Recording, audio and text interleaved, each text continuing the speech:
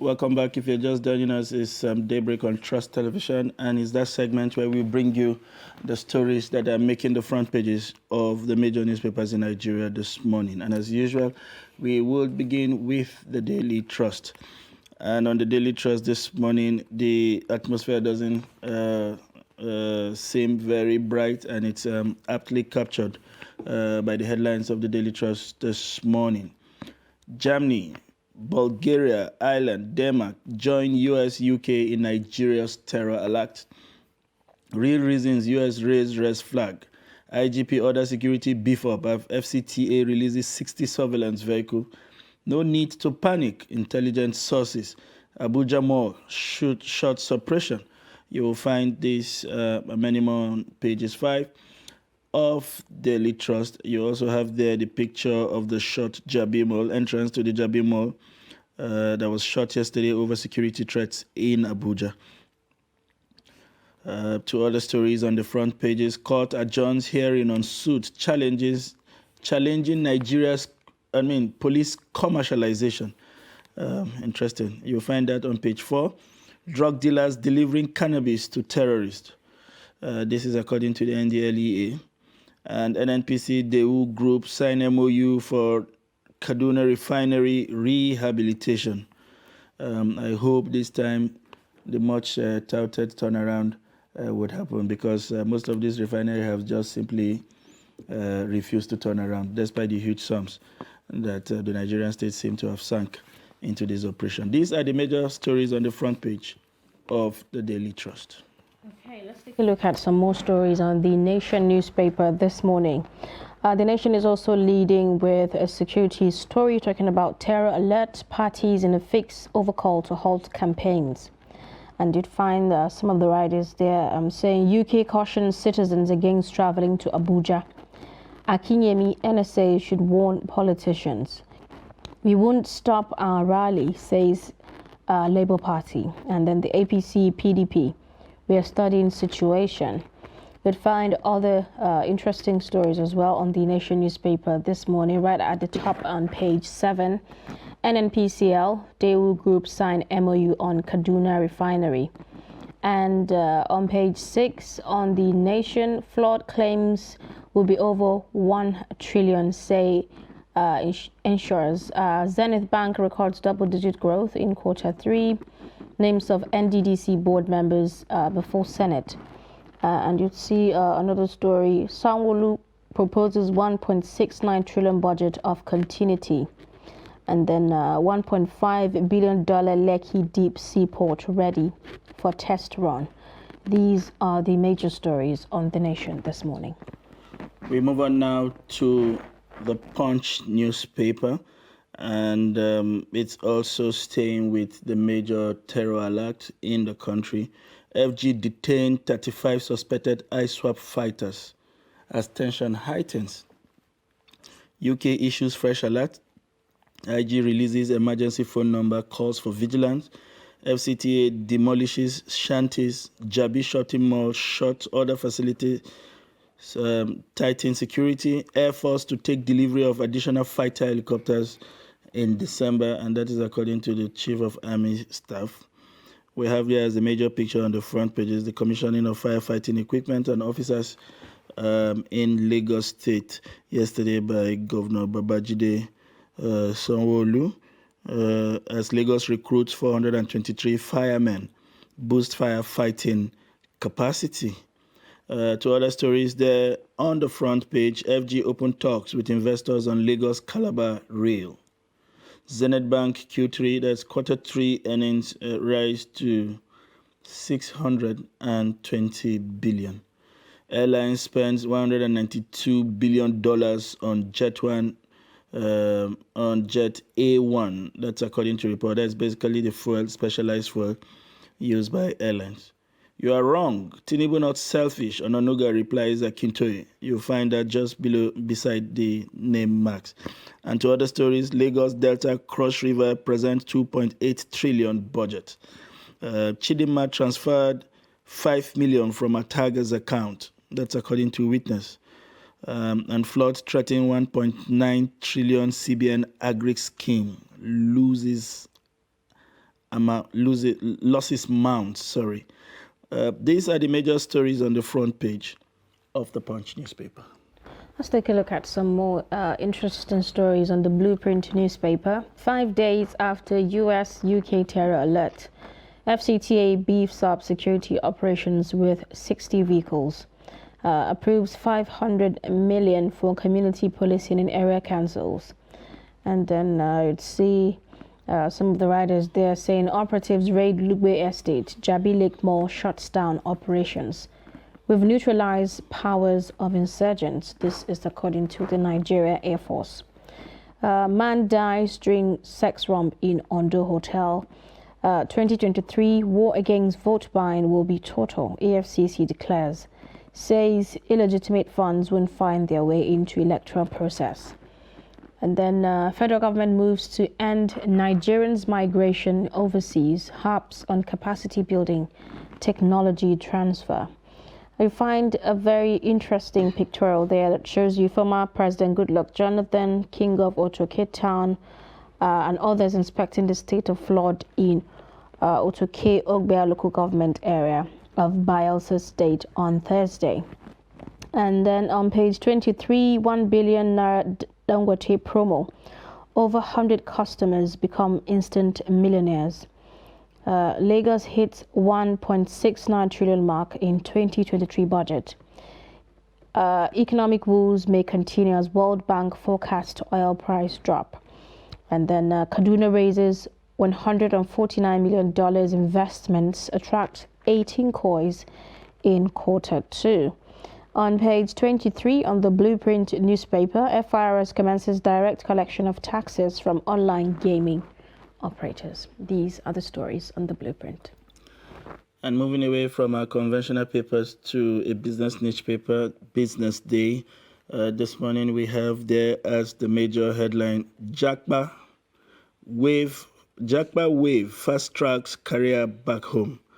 You want to take a guess at what that is when you pick up a copy of the Business Day this morning. And to other headlines on the front page, Zenith Bank 9-month gross earning jump to 680 billion.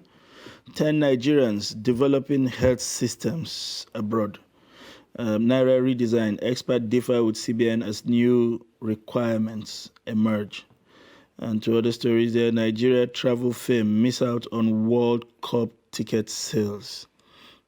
Wow, how just one action of losing out on the World Cup has impacted other activities in the country. Abuja Mall shuts as DSS arrests terror suspects in estate.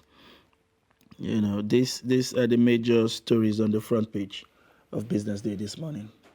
On the first news, security agencies arrest 5 ISWAP commanders, 30 fighters in Abuja. DSS, NIA, police, other security operatives dismantled terror cell in joint operation. Raid suspects hideouts in Abuja, Maraba, other FCT satellite towns. IGP releases emergency numbers nationwide as UK issues fresh terror alert. Popular Abuja supermarket, Jabi Lake Mall shuts down over security threat. You can find other stories as well on the first news. Gbeji killings, no Fulani killed, no cow rustled. Ukum Union as group debunks claims by police chief on alleged reprisal attack. Federal government approves 5-year tax break for agric investors. And then you'd find other stories as well. 2023, Atiku travels to US to canvass support of Nigerians in diaspora. Terror threat, minister declares FCT safe. Man carrying 101 PVCs arrested by police in Sokoto. Obasa lists 3 areas. Sanwo-Olu's over 1 trillion in 2023 budget must address. NDLEA freezes 20 billion in 103 bank accounts owned by billionaire drug baron. Naira redesign. EFCC set to go after currency hoarders. Niger Delta. Ndiomu Tompolo meet in Baramatu. Lagos PDP Guba candidate Jando suffers setback as 5,000 supporters defect to APC. That's interesting. Zamfara bandit seize police officers' phones. And then 2023, Tinubu only concerned about personal interest. This is according to Akintoye. Moving on to this Nigeria. Also staying with the terror attack, UK further warns nationals to avoid Abuja. Asks them to travel to Nigeria capital only if necessary, as non-essential staff of the US Embassy leave for home. FG insists no cause for alarm. And we have there a photo of former President Jonathan in a flood of sympathy with Bayelsa people. We understand his own house was also one of those that were affected. Moving on to other reports on the front page, police nab man with 101 PVC in Sokoto, INEC to probe case. How Chidima allegedly transferred 5 million from slain Super TV boss Ataga's account by witness. Restructuring would be your greatest legacy, Okotie tells Buhari. And tampering with 2023 poll result will spark revolution, says Pentecostal Fellowship of Nigeria. Non-Niger Deltans pay 1 million bribe to benefit from amnesty program, says Ndiomo. These are the major stories on the front page of this Nigeria. Very interesting stories, I must say. Now, to review some of the stories making headway on our papers this morning, we have, as usual, Nuruddin Abdullah. He's the editor, 21st Century Chronicle, joining us this morning to take a critical look at some of these stories. Good morning and welcome to Daybreak. Good morning, Haji. Good morning, Mr. Sunday. Good morning. It's a pleasure to have you join us once again. The moods are not exactly what we know the FCT to be. In the last couple of days, the roads have been deserted. Now major shops are shutting down. We saw an alert from the United States, and our government came out to say we should disregard them and go about our activities. And we saw an elevation of that alert, and in fact, videos making the rounds of citizens, U.S. citizens and foreign missions actually evacuating from Abuja. What do you think? What's going on in your mind with this kind of alert and debunking and all of the actions that we're seeing? Two things. One, our security agencies are not on top of their game as far as this is concerned. Secondly, the Western countries, what they are doing is routine. If you check, maybe Nigerians don't do that, because of the level of our development. But whenever every citizen that lives outside his own country, particularly the Western nationals, you check that advisory. It's a routine thing that you find on their website, And remember when the alert first came in last week, I was shocked because even the people are considered enlightened, they converted the thing into a show of patriotism as such. I saw one guy, a social media influencer, saying that the U.S. must be ashamed now. Abuja is normal. I said, no. The advisory is not for you. No, it's for their citizens.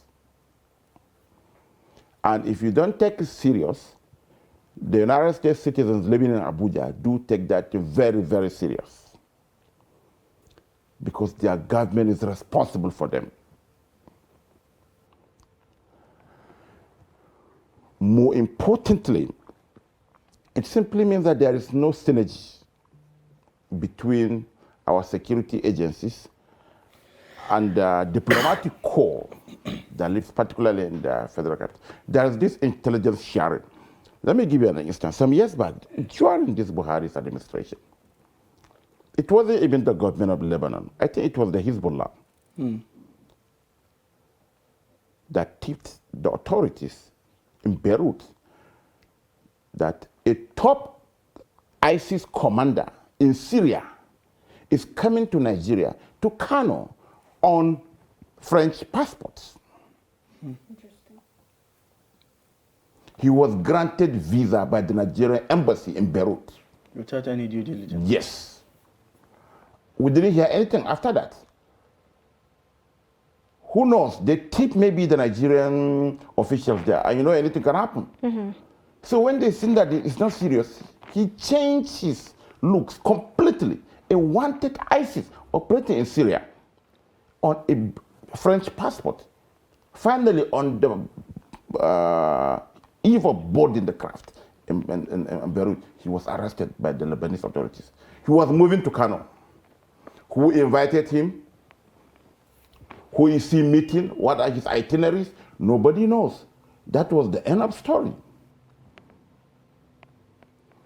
We know when insurgency started, these Western countries, whatever you may call them, they do share intelligence with our. But when your intelligence services, are even infiltrated, who can you trust? Absolutely. I think that this brings me to my next question. A lot of people, when they saw, that security alert, a lot of people were asking, are we really going to trust the Nigerian police over the U.S. government's warnings? And it brings the question about, trust. Do the Nigerian people really trust its own government? And why are we seeing that kind of reaction? IG last night, the police chief is saying that no, the alert is fake. They would just laugh at him. The number 5 in the hierarchy, the president, vice president, senate president, speaker, deputy speaker, or number 6 rather, Mr. Wasi, the plenary, he has parliamentary immunity, told everyone that before the attack at the Kuje prison, the DSS issued over 44 alerts that this is gonna happen.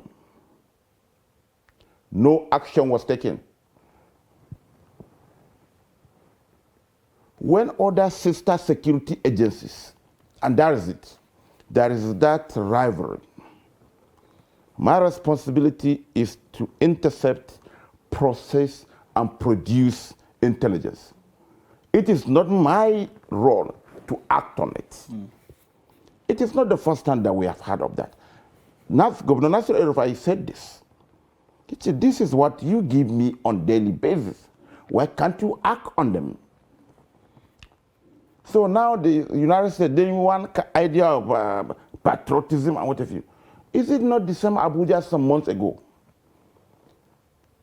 that the elite military units that protect the president, the Presidential Guard Brigade, were gone down in Buhari from the 7th Battalion? Is it not the same members of the Guard Battalion that were gone down along Zuba? Didn't ISWAP make an attempt in Kuje? Not Kuje, that where the FGC was. And immediately all schools were shut down. We shouldn't forget this. If they have failed to do these things, when the Americans or whoever, to show you they are serious, you are celebrating. Yes, Abuja, the Americans will be disappointed now. Nobody. No, they are serious people. One life, one American life. They can deploy Marines. One American was abducted by ISWAP terrorists between the border of Niger Republic and Nigeria. It was during the Trump administration. I am not, with all humility, and what if I don't even think that when the operation was taking place, our Nigerian insecurity chiefs knew. Until we saw a press conference from Trump. Yes, our gallant Marine have rescued the American. So that is we should be serious, please. And now, look at what the Jabi men, they are business people. They can't politicize it because of politics. No, they shut down. They don't want to take chances. But we also know that panic is not a strategy.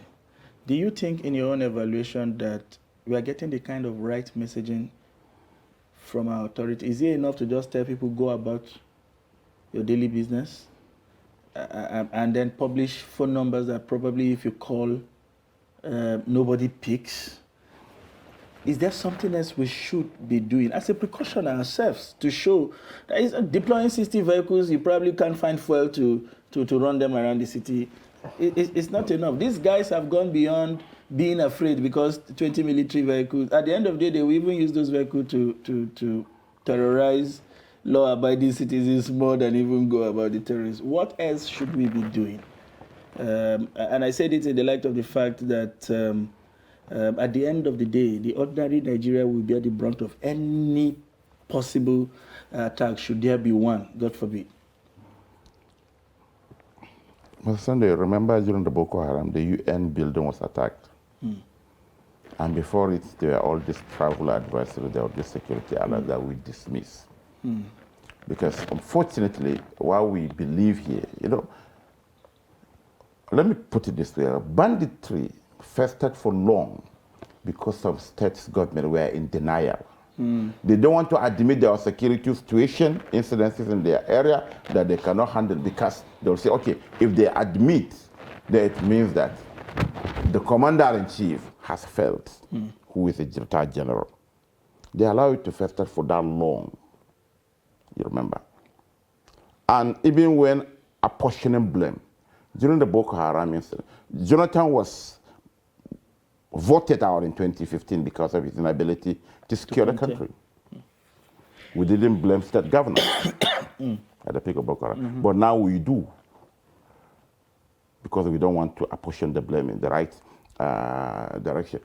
Again, if, for instance, we have a serious security architecture manned by serious people, patriotic people, the Western countries will not be evacuating their citizens. To show you how serious they are. Like Mohammed can dish out 101 press conferences. The IG can write a statement in the night, and what?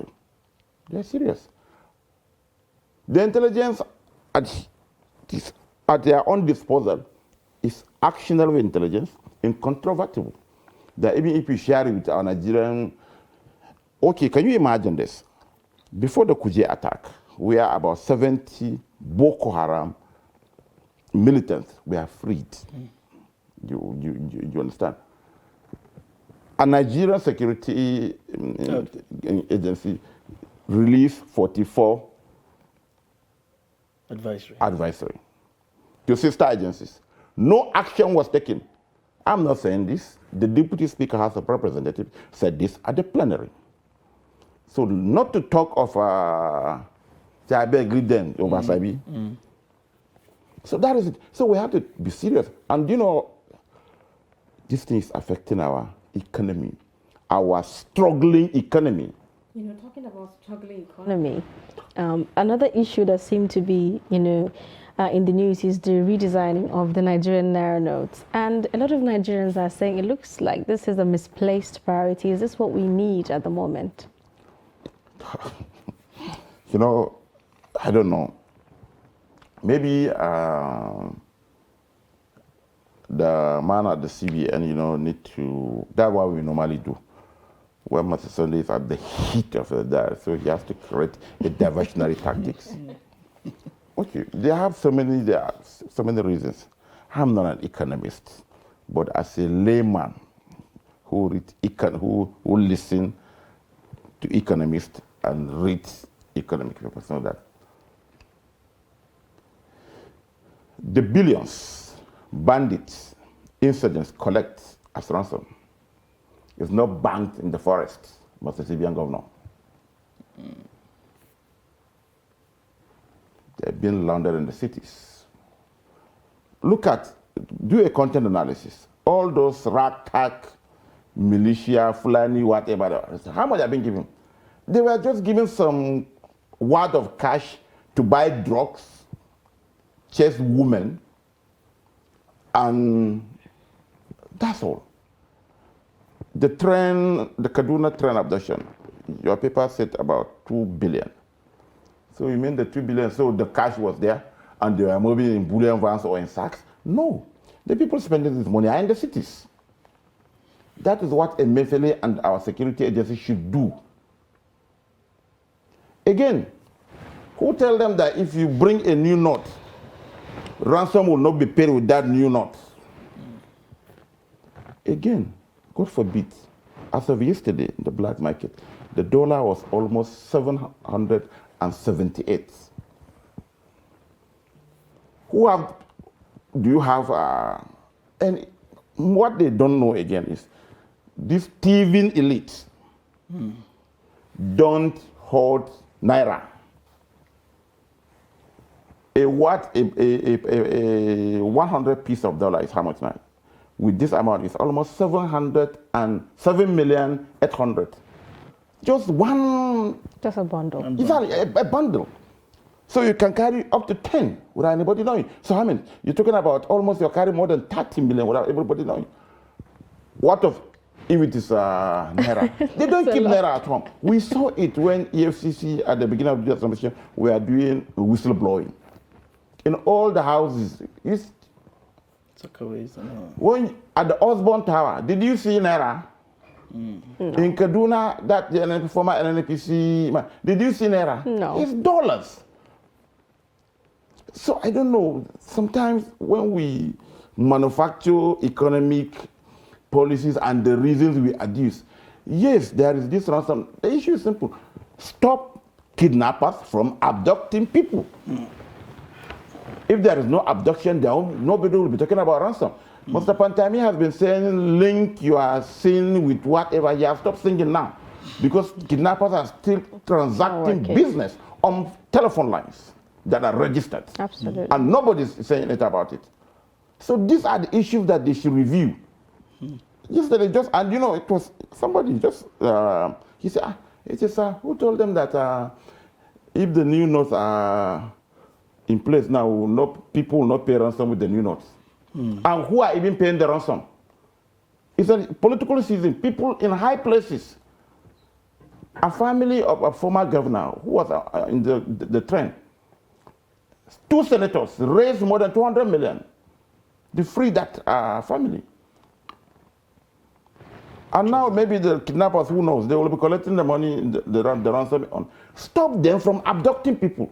People have no cost to pay ransom because people are selling farmlands, people are auctioning their vehicles, selling their houses to free their loved ones because they don't have confidence on the security agencies. Absolutely. So that's it. Absolutely. Loads of stories there that could keep us sad all day. But switching gears at this point, it's what we learned about Atiku now taking his campaign train. We don't know whether he received the security alert and decided to continue his campaign in a safer time. What the view. But I mean, if you look at the front page of the Nation newspaper, if my producer would share that with our viewers at home, you also see that parties are in a fix over call to hot campaigns, especially in the light of these new realities. What do you make of his trip to the UK, to the US, for about a week, as they mentioned? Perhaps by what time the security alert would have been dropped from the elevated level to normal? And I mean, why are the parties in a fix? Yes, Mr. Sunday, it's a reality. In as much as the people at the lower level, you know, as a result of one fake patriotism, saying that no, these Westerners do. The likes of Atiku, Tinubu, Peter Obi, and Otepi know that this is real. Yeah. Because they receive intelligence too. Even though they are not in the position maybe to act on them. But Atiku received intelligence, the former vice president for that matter. Absolutely. Intelligence from inside and outside of the country. Yeah. So they don't want to risk it. Again, when you look at the situation, is somebody trying to truncate the transition? I don't want to be a conspiracy theorist. Absolutely. There's been there are things we can call as obviously well. say on TV, but we were having that conversation, and in fairness, we've been thinking of how do we have this conversation without necessarily triggering, the obvious.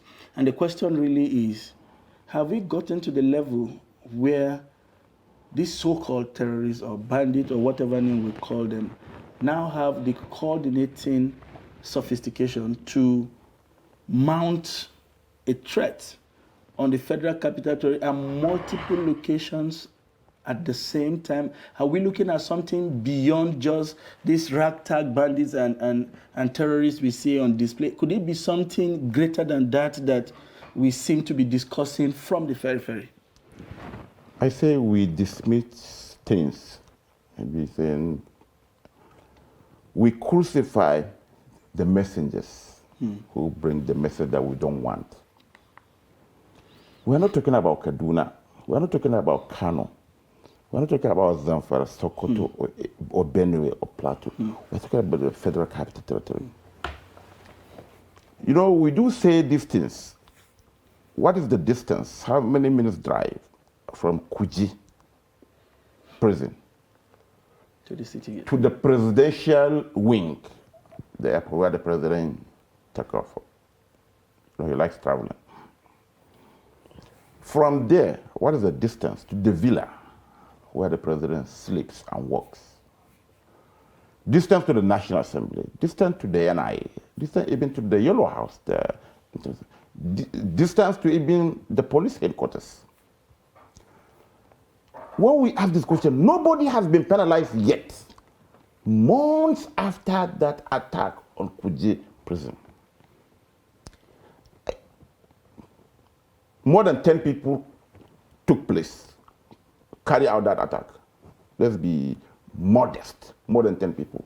They came, they bulldozed themselves into the prison, they freed everyone, they preached, gave transport money, and they left. And said, this is Abuja, federal capital. So it means that that was a harbinger of more things to come. They have tested the waters. They have seen that the place is porous. They have believed that the security chiefs, what they do, they only dismiss. And now this US is bringing this. Lai Mohammed dismiss it. US don't want Nigeria. So okay, must the minister continue? They brought planes and they are evacuating their people. Not only the US, almost all the Western countries have joined that league. So it simply means that, and you know how many months to election? What is really happening? Who is safe? Where is safe in the country now? So it's something that instead of speaking to the cameras, debunking, refuting, describing anything as fake news and whatever, they should do the needful. The transition should not be truncated. Now you are saying that there won't be rallies. Okay, then how are you going to do it? Maybe you'll come and say, okay, there won't be election in so areas and whatever. Then what happens? Well, the Labour Party is saying they are still going to hold their rallies, regardless of whatever is going to come I think up. what the IG and all other security agencies should do is to ensure that they secure whatever this thing. The transition must continue, please. Absolutely. Absolutely. Absolutely. There is no better way to put it. We hope that our program as a people and as a nation is not truncated on account of everything we are hearing. The government must come out forcefully, to tell Nigerians what they need to know and what they are doing, other than just deploying 60 vehicles, probably without fuel, to patrol the city as a sign of force. This is an intelligent warfare. It's not about a show of force per se. Nigerians want to see more. Nigerians are worried because we can also read the security alert by this nation. We know how countries have paid dearly, how even the US itself has paid dearly for its own officials failing to yield. I mean, the Benghazi experience is there for everybody to reference. We hope this is taken care of. It is on this note that we want to thank Nuruddin Abdullah for coming to the studios and sharing with us what appears as the fears and the anxiety of the average Nigerian who lives in the capital city and other adjoining states that have also been listed on this elevated threats list. Thank you very much for making it to the studio today. Thank you for coming. We hope that everything will go well, and we put our trust in God as usual.